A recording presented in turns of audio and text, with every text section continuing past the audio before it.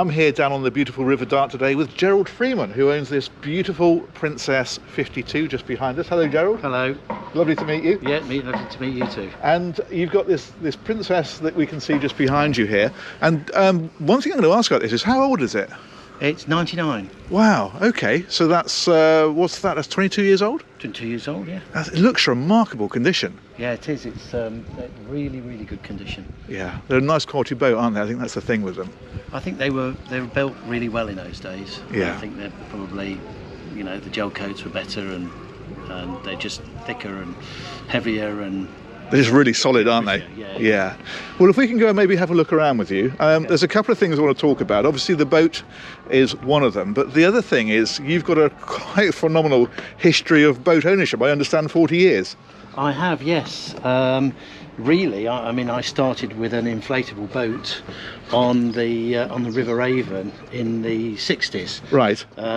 My father had a Freeman cruiser, was known as Mr. Freeman with the Freeman. Right. And that sort of whetted my appetite to do more things, and in particular to go to sea.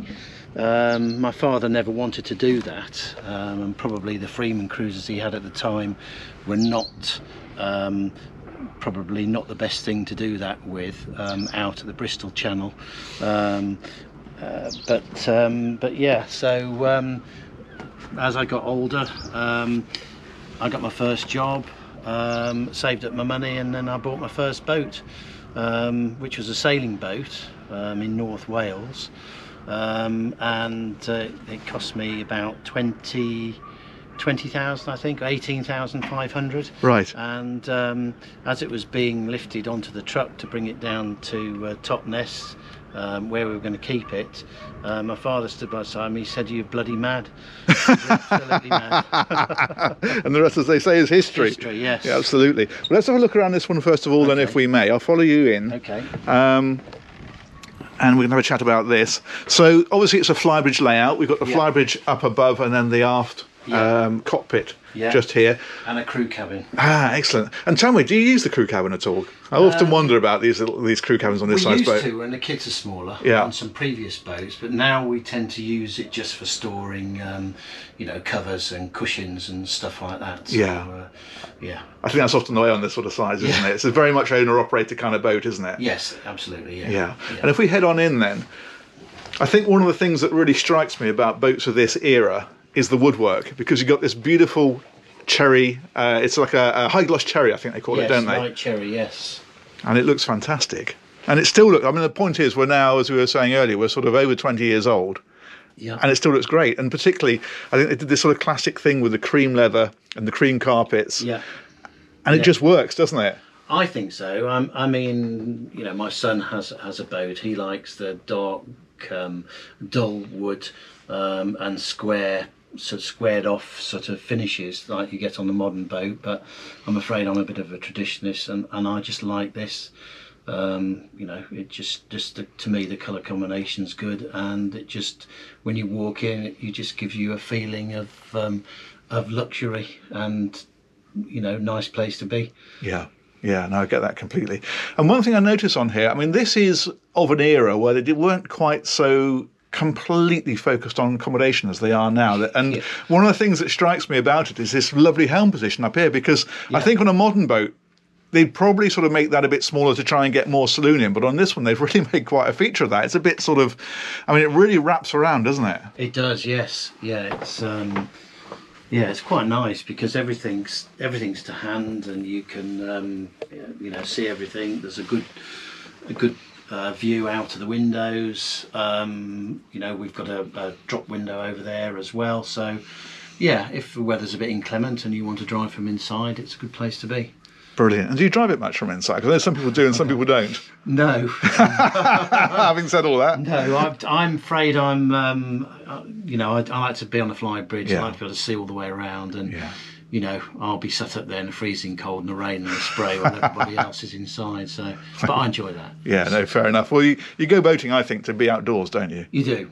Yeah. I remember actually a few years ago, 2015, coming back from Minorca across to Mallorca, on a boat we had out there, and it was a fairly lumpy, rough day, but it was about 30 degrees and sunny, and as we were doing sort of 20, 25 knots, with the sea on the rear quarter, it was fantastic. I had an hour and a half. Every third wave I was getting drenched. I was in my swimming trunks. It was lovely warm water, and I could have carried on like that all day. It was brilliant. Fantastic. The sort of boating you don't see in the brochures, isn't it? Yeah, absolutely. Brilliant. Let's head on down to the lower deck. There's another thing I've noticed with this, because when this boat came out, remember in my Princess history, they did this with a 3-cabin layout or a 2-cabin and dinette, and I see that you've got the galley back here, if I can just point the camera at this just for a second, which is very nice, but then the dinette, and this really opens the boat up, doesn't it? It does, yeah. The obviously there's a bulkhead round here, and you've got bunk bed cabins there, which is great if you've got children. Of course. As we're all grown up. But this does drop down, and there is an infill, so for a night or two you could you could sleep a third couple, really. Yeah, out of the crew cabin, that is. Yeah, absolutely. But what it does do is, I think it really opens this deck out. It makes it, because if you have that third cabin, and I'm not knocking the third cabin version, as you say, if you've got kids and you want that space, then it's perfect. But if you don't need it, then rather than just having a narrow passageway, like a sort of a hallway down the centre of the boat, this makes a complete other living deck, doesn't it? Yeah, and it's a nice place actually to sit and eat out of sight of everybody, because we don't particularly like being on show. In the summer we'd probably sit on the back deck and eat, whereas when the weather's a bit cooler, and during the winter we'll come in here, and it's quite a nice place, if there's 4 of you to sit round and eat and relax. It's cosy as well, isn't it? Being down here, you feel like you're really in the boat, which I think is nice. Absolutely, yeah. So in terms of cabins then, we've got 2 cabins then, I think, haven't we, on this one? Well, we've got the centre one. I think they're both, you can't really say one is the owner's suite and the other one isn't, because this cabin here is, although it's got the day heads, it's en suite as well. Right. So it's large, and it's got a nice centerline double bed. Yep. So yeah, we tend to put our guests in that cabin. Right. And then we use the cabin in the bow, which has actually got a little television in it as well, and it's got its own private sort of facilities. Nice. Yeah. It's a good sized boat actually, isn't it? Because all of these, you've got the 2 cabins which are both en suite, you've got the dinette, you've got the saloon, you've got the flybridge. Yeah. Kind of does it all really, doesn't it? If you're not looking to sleep normally more than perhaps 4 people, then it's perfect, isn't it? Yeah. And it's a good boat at sea. Yeah. It's got a good hull on it, and it's it's great at sea. It's low and sleek, and I think it looks quite nice going along too. Yeah, definitely. They're a lot lower than the more modern stuff, I think, aren't they? Yeah. Yeah. Fantastic. Okay, if we head on back up then, and perhaps we can have a look at the. I'll reverse into here and follow you up. Okay. Be good to have a quick look in the engine room and talk about the engines in this one. Yeah.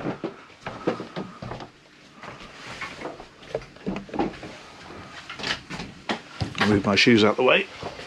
There we go. There we go. These easy engine access. Yep. And these are the Volvo 122Ps. Oh right, decent engines then, big engines. Yeah, they're I think they're 615 horsepower, and I think they're still using the same block on the D12s and the D13s now. Right. Great engine, bulletproof engine. Yeah. And yeah, I mean, this boat probably does 33, 34 knots with a clean bottom. That's impressive, isn't it, for a big flybridge boat? Yeah, and cruises quite nicely, really. When we came round from Southampton on it, I mean, we were cruising at 27 knots. Nice. That's a good speed, isn't it? Yeah, and it's nice. It's it's a soft ride too. Yeah. And the engines are quiet. They're easy to service. Parts are easily available. So yeah, it's a good boat. Fantastic.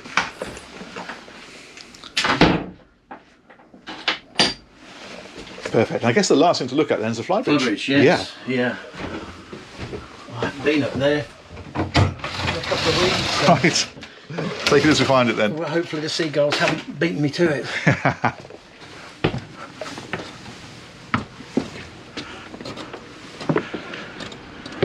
So, Come down at the front. yes.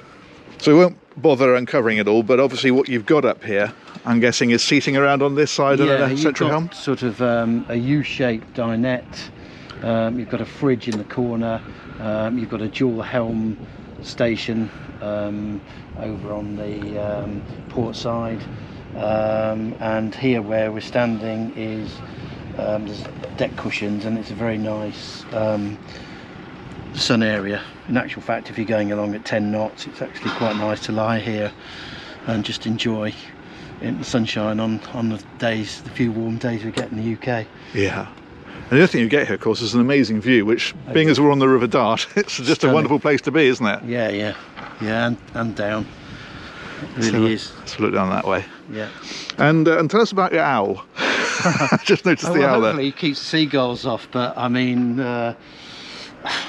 who knows? I mean, I've actually seen a seagull sitting on top of one. And Yeah, brilliant. Okay, well, let's head back down to the cockpit, if we may, because I think what would be really great is to talk about your boating history. okay.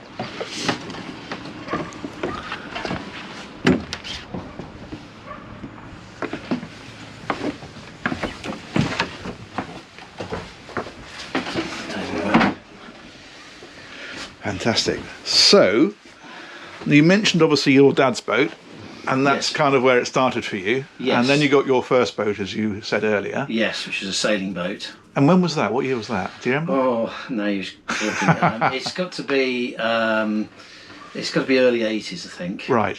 Late 70s, early 80s. Yes, I remember that, and I took my wife out on it, out of the River Dart, and we got out about a mile, and she just lay on the roof and said, "Get me back. I hate this." It's a good start. It was a good start, yeah. Yeah. So, but you know, over the years, she's as we've gone on to motorboats, she actually likes getting to places and seeing places. Yeah. And sailing's more of a sport, whereas motorboating is sort of a bit more luxury. They can, you know, the ladies can plug the hairdryers in and stuff like that. Yeah, it's a different event. And I think when you're sailing, sailing is about sailing, isn't it? It is, yeah. And whilst it's lovely being out on the water and cruising, I think with motorboating, it's very much about the destination and the social side and Absolutely. all that kind of stuff, isn't it? Anchoring in a nice bay and relaxing. Exactly right, yeah. And my wife likes that, but I mean, she's got to the state now where, you know, she'll go across the channel in a 5 to 6, something like that, and you know, we've been out in some rough seas and she's okay with it. So it's just, you know, slow and steady wins the race with it, really. Yeah, exactly. Rather than take them out and frighten them, if Yeah. they're frightened, bring them back, explain it, and just keep working at it, and eventually they get it. But Yeah. my wife just doesn't like the heeling of a sailing boat. She No. thinks it's going to fall over. It always does. If you're not into boats, it's always a weird feeling, that for sure. Yeah. So, so after the sailing boat, what came next? We bought a trawler yacht, a boat called the Neptune 42. Okay. They were imported from Taiwan, Yeah. and we had that for 12 months.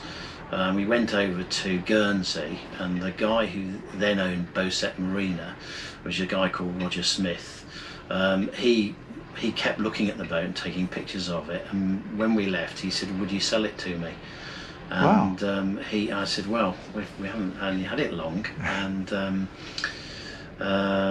my daughter, my elder daughter, was she was about 2 months old, because her first channel crossing, she was 6 weeks old. Wow. Started them early. So she was on that boat, and we ended up, he made me an offer I couldn't refuse, which was quite a lot more than I paid for it. Wow. So we left Guernsey, we came back to Dartmouth, we emptied the boat off, we went back to Bowset, we went in about 1 o'clock in the morning into the marina. He was waiting for us with a lobster, Right. and so we sat and ate some lobster, some money changed hands, and he took us to the airport the next morning, and we flew home. Wow. Having emptied the boat off, and that was that. And I think that boat's still out in the Channel Islands. Wow. And then after that, we had another Neptune, which was a 465. Right. And that boat was, by this time, the importers had gone bust. And this boat belonged to, I think, was being sold off by liquidators. Right. And we bought that. We had that for 2 years. 2.5, 3 years. Did quite a few things with that. Changed the interior on it, and did the Channel Islands, and the coast of France, and that was a great boat. It had got acres of space on it, and we used to put paddling pool out on the back deck. Oh, right. With water. I'm just wondering, are we all right to have a little look at the pictures here? Because unless some of these are in here, aren't they? Yeah, they are. Yes. So maybe we could have, as we look at the boats, we could have point them out. So yeah, if I open this then? Yeah. This is something my wife did for me. A few years ago. Right. Should we start right at the beginning with this and work through? I think that'd be really interesting, actually. So does this one here? These are some of the speedboats that I had. Right. And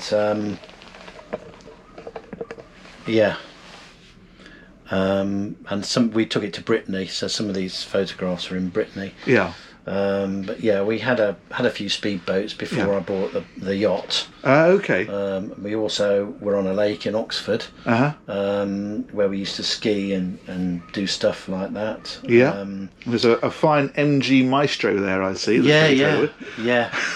well, I'm in the motor trade, and so of course, I mean, they were a good car in the day. They had a talking dash. Oh yes, of course. Remember digital, wasn't it? Yeah, that's right. Yes. Fantastic.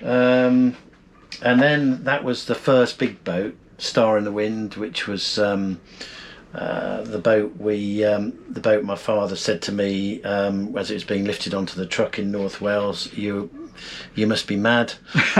You'll end up bankrupt. And who's this cheeky chap? That's my son, who's now 33. Wow. He was. We were on a sailing holiday to the Scillies, and we got as far as Plymouth, and he was born 2 months early. Right. And so he's been into boating since he was born. Yep.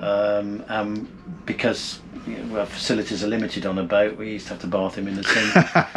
That's fantastic. Because that's a sailing boat. That's a Moody we were on there. Yeah. Because we had a few sailing boats to start with. Managed to get my wife into it. Yeah. So that's a Moody 376? 376, yeah. Yep. Yeah, they're a lovely boat. I remember those actually, because when I worked as a broker, we used to sell those new. Back in the early 90s, that was, which I guess is probably that sort of era you are there, I guess. Yeah, it is. Yeah, I think so, yeah. And of course, this is a Westerly Fulmar. Right. That was my favourite boat, but my wife hated it. Right, fair enough. But yeah, great boat. That was the first Neptune. Okay. Which is the 42, which we sold to the man in Guernsey. Yeah. And that's my younger daughter, the one that came across the channel first time at 6 weeks old. That's amazing. Yeah. Wow. So and then we moved when we sold this, and then that's the paddling pool. The paddling pool on the back. That's brilliant. We then bought a Princess 435. Yeah. We had our third child, Amy. And there they are, all sitting in the Princess saloon watching the television. And that one's in Beauset Marina. Wow. So we used to like Beauset and used to go there a lot. Yeah. Yeah, and that's where the sort of princess love started, because you've had a few, I think, haven't you? You have, yeah, over the years, yeah. Then we sort of bought a Fairline 45. That was a nice boat. Which is a great boat. Yeah. It's a one boat I think if I could buy new now, I'd buy, because it was a fantastic sea boat. It was just, everything on that boat was just right. Yeah. And then we moved up to a Princess 500. Mm-hmm. They were a pretty boat. They were a pretty boat, yeah. Yeah, I love these strakes on the windows. Yes. It's sort of almost slightly Testarossa-ish, isn't it? Yeah, it is a bit, yes. Yeah. So yes, that's Beauset Marina again. then we swapped that and we bought a Princess 56. The beautiful boat. I remember selling one of those new actually to a chap, and it turning up in Torquay Marina, and that had the internal staircase to the flybridge, didn't it? That's it. That's the one. Yes. Yeah. And then we sold that to a guy in Finland, and we ended up taking a V42 in part exchange. Right. And as it was too small for our holidays, we bought a 460, which we used for our summer holidays, and then sold it. So we had it for about 6 months. Right. And this one I kept for sort of 12 months, and then we sold it on because it was a lovely boat, but just didn't fit with with sort of my wife and I and 3 kids. It was just too small. Yeah, no, fair because enough. my parents used to come with us as well, so it was just Right. And then back to Fairline. Then we went back to a Squadron 50. Yep. Which was a nice boat. Yep. The cabins were a bit tight underneath, but that's fine. That again is the 500. Yep. That's my wife with our younger daughter, and that's my mother and myself with our 2 daughters. Yep. Probably halfway across the channel that was taken on the Fairline. They all look very happy about it. Yeah, yeah. And then we moved to the Med, and we bought. There's a big story behind this boat. Yeah. This boat, Rolly. Before we bought our first big boat, or larger boat, we went to buy this boat, and it was in Salcombe. Right. And we went and we went out of the river at Salcombe.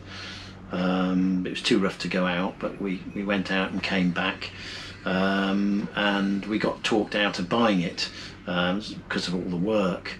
And then the boat then was bought by somebody.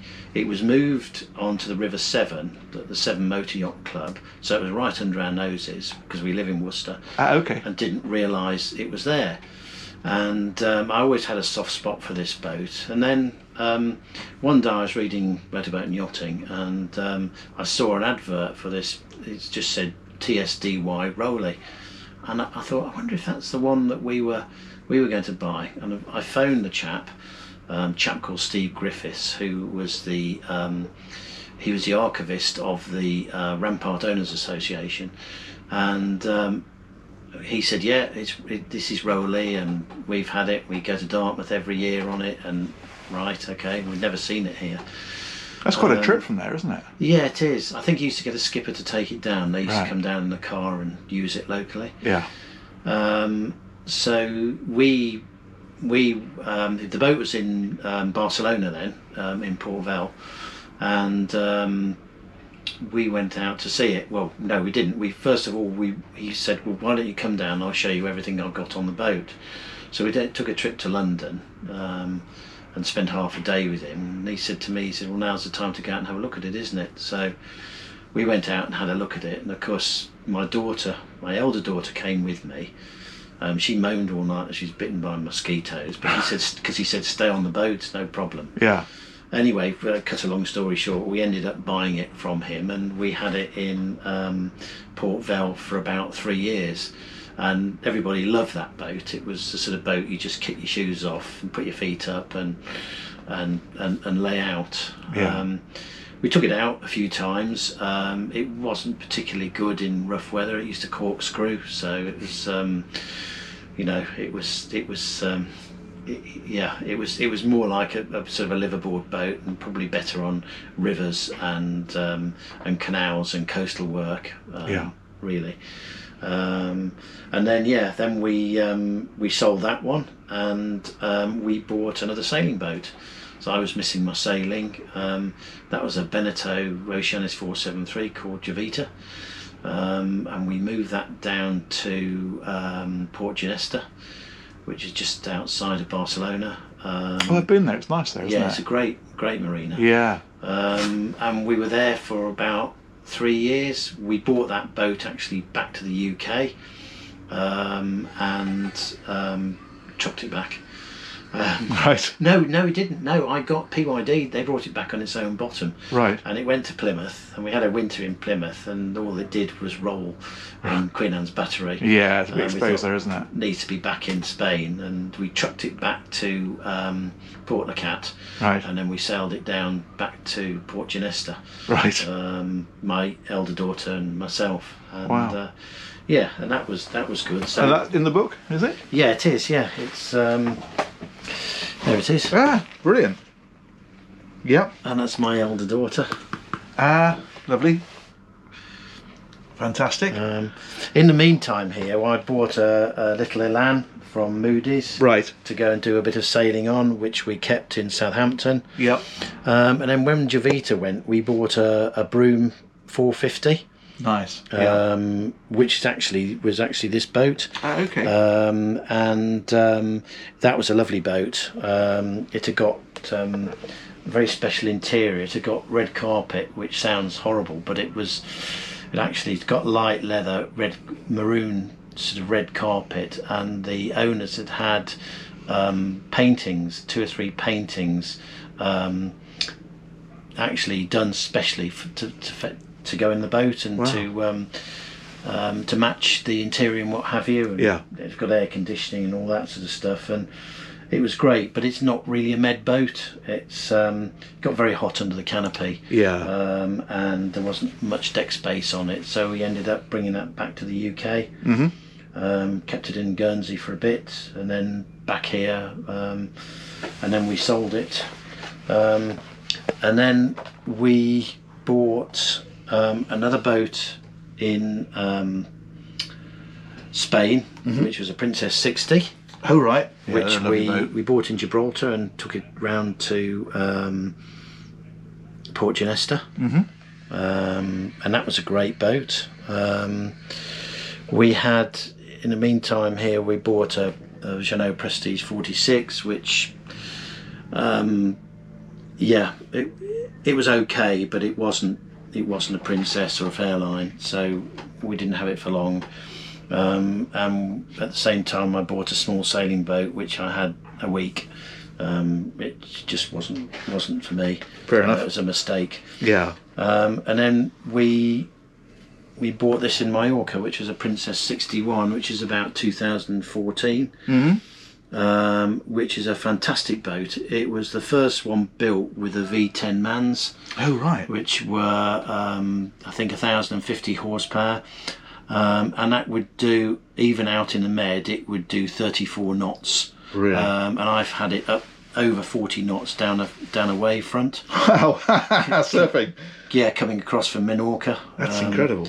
One, I opened it up down a wave, and I think it hit the trough at about 42 knots. But that made a splash. Yeah, just amazing, absolutely amazing boat. And in actual fact, I wish I still had that, because it's a perfect size boat. Yeah. It just does everything.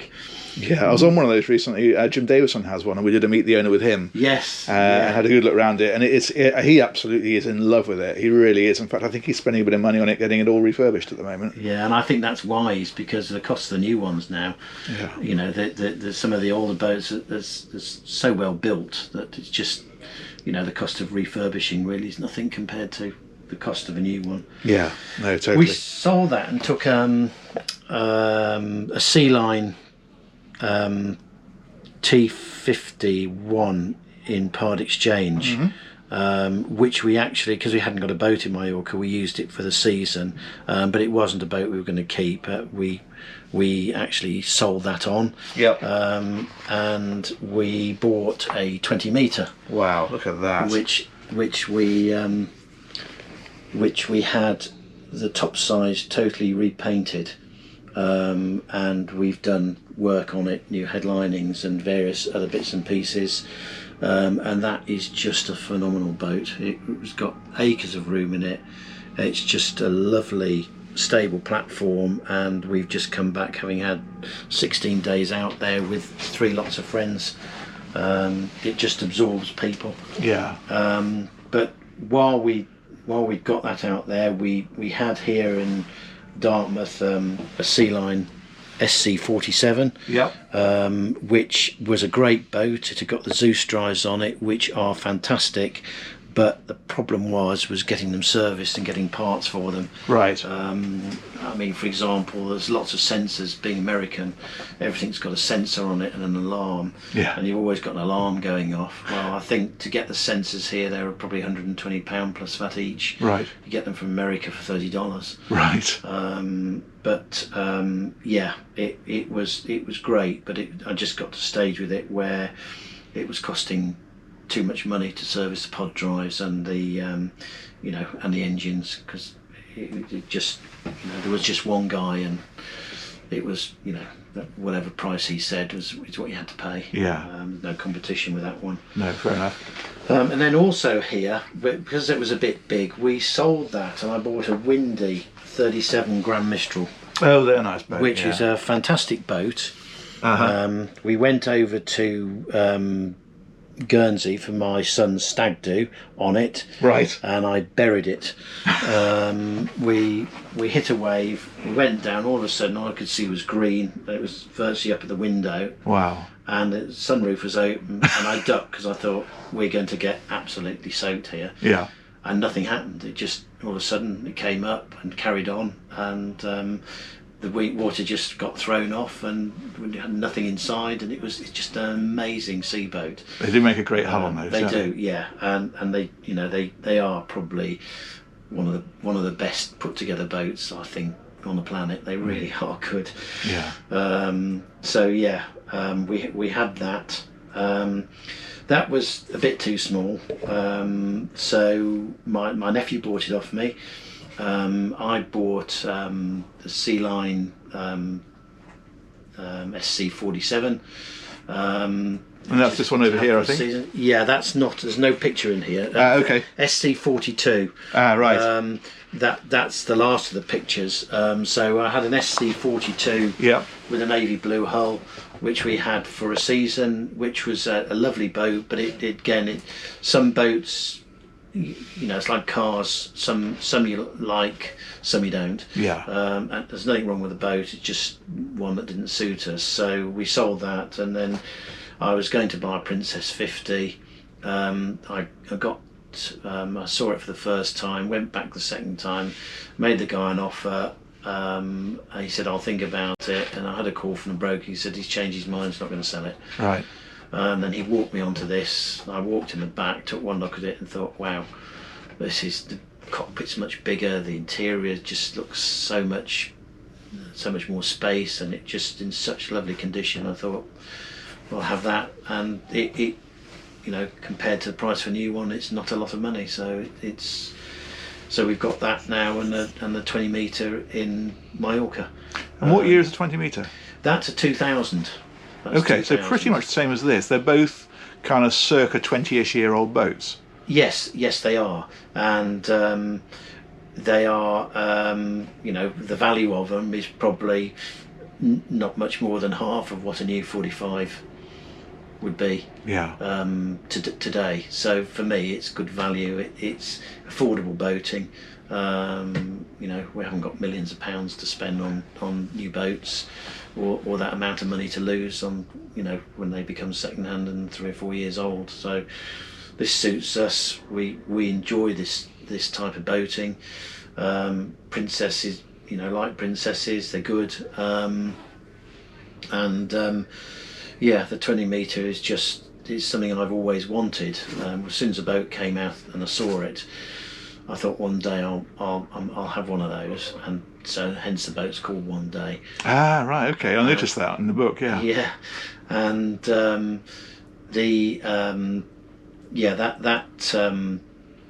that boat. As I say, we've spent money on it because it's worth preserving. Yeah. It's got the big MAN V12s in it, again, which are just lovely, big lazy engines, and it's a good place. It's it's cheaper than having a flat or a property in Mallorca. Yeah. And we've got a permanent sea view, which is also good. Fantastic. So which marine is that in? It's in Alcudia. Okay. Alcudia Mar. So yeah, which is quite good, quite protected there. Yeah. Yeah, nice place to be. So we tend to. They call it Windy City, and yeah, you do get the wind. You get the wind. Tramontana, I think it's called, something like that. But we do get across to Menorca and go around the island to Sola and places like that. And it's just, it's great. It's better than a holiday home at the end of the day. And if you get fed up with somewhere, you just start it up and move it somewhere else. That's exactly true. Yeah, absolutely. So how often do you get out there? Well, obviously with the dreaded COVID, I've been sat there thinking, how's my boat? It's all right, desperate to get out there. But we tend to get out there, at least every other month for a week or 2 weeks. We've been out twice this year. We avoid July and August because it's just too hot and too busy. We went out this year, which is the first time since February 2000. We went out in September and had 10 days. We've just come back for a week ago where we had 16 nights with sort of 8 of us on board, and it was great. Yeah. The weather's nice, perfect temperature, the sea's flat, not too many people around, and water's still warm, so it's lovely. Fantastic. And when you're not using that one, you've got this one here. Yeah, we use this probably July and August, and maybe through the winter. Yeah. If we don't go out to Mallorca because the flights are difficult at the moment. Again, because of COVID. This serves as a nice base down here in the West Country. And again, you get fed up, you move it somewhere, and it's probably cheaper than a property that you could buy in Dartmouth. Yeah, for and sure. You've got a sea view. Anything with a sea view in Dartmouth's £1 million plus. So yeah.